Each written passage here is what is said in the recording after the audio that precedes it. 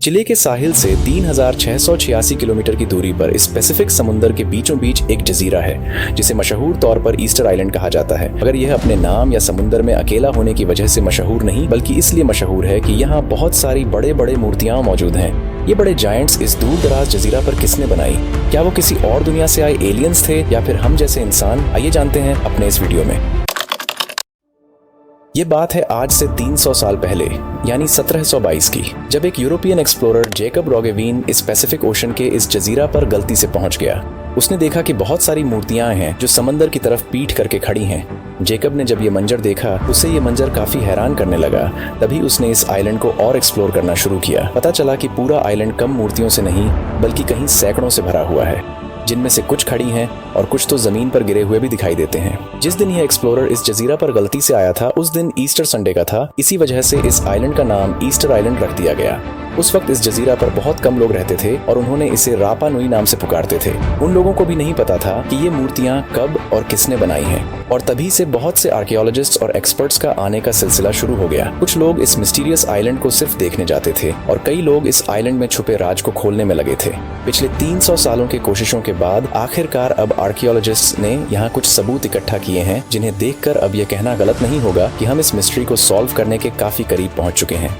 Easter island समुद्र में इतना तना है कि इसका पड़ोसी पिकेर्न आइलैंड यहाँ से 2075 किलोमीटर की दूरी पर है। मगर यहाँ पर इंसान भी नहीं बसते। 500 लोगों की आबादी वाला आइलैंड यहाँ से 2600 किलोमीटर दूर है, जिसे मंगारेवा आइलैंड कहते हैं। जबकि ईस्टर आइलैंड खुद चिले के इलाके में आता है और यह चिले के साहिल से 3686 किलोमीटर दूर है। आज के दौर में इस जजीरा तक पहुँचने का एकमात्र तरीका सिर्फ हवाई जहाज की मदद से ही पॉसिबल है, और इस वक्त हवाई जहाज चिले से ईस्टर आइलैंड तक पहुँचने में लगभग 5 घंटे लगाता है। एक आम शहर की तरह इस जजीरा पर करीब हजारों बड़े स्टैच्यूज मौजूद हैं और इन स्टैच्यूज को मोआई कहा जाता है। इन स्टैच्यूज में से कुछ की आंखें हैं और कुछ को बिना आंखों के बनाया गया था, जबकि इनके लंबी नाक, शार्प चिन, चिपटे सर और लंबे चेहरे इनकी शक्ल को अनोखी पहचान देते हैं। एक अंदाजे के मुताबिक इन स्टैच्यूज को 13th सेंचुरी में बनाई गई थी, यानी आज से करीब 700 साल पहले।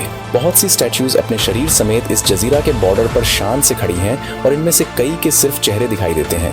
मगर 2012 में एक खुदाई के दौरान एक हैरान कुन हकीकत से पता चला कि इनमें सिर्फ चेहरे ही नहीं बल्कि इनकी पूरी बॉडी भी है जो जमीन के अंदर दफन की गई थी। इनमें से सबसे ऊंची स्टैच्यूज की लंबाई लगभग 33 फीट है, यानी इसकी लंबाई एक पैसेंजर बस के जितनी है, जबकि इसका वजन 90,000 किलोग्राम बताया जाता है। इसे उठाने की तो बात ही अलग है, इसे हिलाने के लिए भी शायद 500 लोगों की ताकत की जरूरत पड़ सकती है। हैरान कुन चीज तब पता चली जब यहाँ रिसर्च के दौरान एक्सपर्ट्स को एक ऐसी स्टैच्यू मिली जो इनकम्प्लीट यानी अधूरी छोड़ दी गई थी। एक्सपर्ट्स की कैलकुलेशन के मुताबिक इसकी लंबाई 70 फीट है और पूरी होने पर इसका वजन 300 टन के आसपास होगा। पत्थर को तराश कर स्टैच्यूज बनाना और इतने वजनदार स्टैच्यूज को फिर इस आइलैंड के मुख्तलिफ एरियाज में खड़ा करना एक ऐसा टास्क लगता है जो इंसानों की बस की बात नहीं। इसीलिए कई सालों तक यह अंदाजा लगाया जाता था कि यह काम स्पेस से आए एलियंस ने किया है। मगर मॉडर्न रिसर्च के साथ यह थ्योरी पूरी तरह गलत साबित हुई। साइंटिस्ट्स और आर्कियोलॉजिस्ट्स को कई सबूत मिल चुके हैं जिनसे यह बात जाहिर होती है कि ये स्टैच्यूज इसी आइलैंड पर मौजूद वोल्केनिक से निकलने वाले वोल्केनिक ऐश स्टोन से बनाए गए थे, यानी यह काम यहीं इसी जजीरे पर रहकर किया गया था। एक तजुर्बे के तौर पर जब एक्सपर्ट्स ने सिर्फ आंखें काटने की कोशिश की तो इस काम को खत्म करने में पूरे 3 दिन लग गए। ये काम एक खास टूल की मदद से किया गया जो पुराने दौर में पत्थरों को तराशने के लिए इस्तेमाल किया करते थे। एक्सपर्ट्स के मुताबिक पूरी साइज की एक स्टैच्यू को बनाने में 12 मजदूरों की टीम को कम से कम 1 साल लग जाता होगा, जहां पर अधूरी मूर्तियों को देखकर यह अंदाजा लगाया गया कि बड़े पत्थरों पर काम करके उसे स्टैच्यू की शक्ल में तराशा जाता था। जब ऊपर वाला हिस्सा का काम पूरा हो जाने के बाद इसे पत्थर से अलग किया जाता था। रिसर्च टीम को तराशने के बाद सब कुछ समझ आ गया, पर अब यह समझना काफी मुश्किल हो रहा था कि इतनी वजनदार स्टैच्यू को वोल्केनो साइट से कई किलोमीटर दूर आइलैंड के डिफरेंट मकामात तक कैसे पहुंचाया जाता था, क्योंकि एक बड़े स्टैच्यू का वजन लगभग 14 हाथियों के वजन के बराबर था। आज के समय में बिना मशीनों के यह काम करना इम्पॉसिबल लगता है। इसका पता लगाने के लिए बहुत सी गिरने वाली मूर्तियों का मुआयना किया गया और यहाँ इन सब गिरने वाली मूर्तियों में एक आम बात थी। जो मूर्तियाँ किसी स्लोप पर गिरी देखी गई वो जमीन पर मुंह के बल गिरी हुई थीं। लेकिन जो मूर्तियां पीठ के बल गिरी हुई थीं, उन्हें ऊपर चढ़ाई के पास पाए गए। इसे देखकर यह साफ है कि जब इन्हें ले जाया जा रहा था तब ये खड़ी थीं और ट्रांसपोर्ट के दौरान गिरकर टूट गईं। एक्सपर्ट्स का मानना है कि इन स्टैच्यूज को रोप्स का इस्तेमाल करके बैलेंस किया जाता था और फिर धीरे धीरे इन्हें चलाया जाता था। जी हाँ, स्टैच्यू को चलाकर इस जजीरे के मुख्तलिफ मकामात तक पहुंचाया जाता था। इस बात को साबित करने के लिए एक कंक्रीट की मदद से एक स्टैच्यू बनाया गया और इसकी तीनों साइड्स पर रस्सी बांधकर इसे अलग अलग तरफ से बैलेंस किया गया। एक खास एंगल पर स्टैच्यू को झुकाने के बाद एक साइड से जब इसे खींचा गया तो हैरान कर देने वाली बात यह थी कि स्टैच्यू आगे बढ़ने लगा। इस तरह से स्टैच्यू को 50 फीट दूर ले जाया गया, जिससे यह बात साबित हुई कि इसी तकनीक से ईस्टर आइलैंड के रहने वालों ने इन स्टैच्यूज को मूव किया करते थे।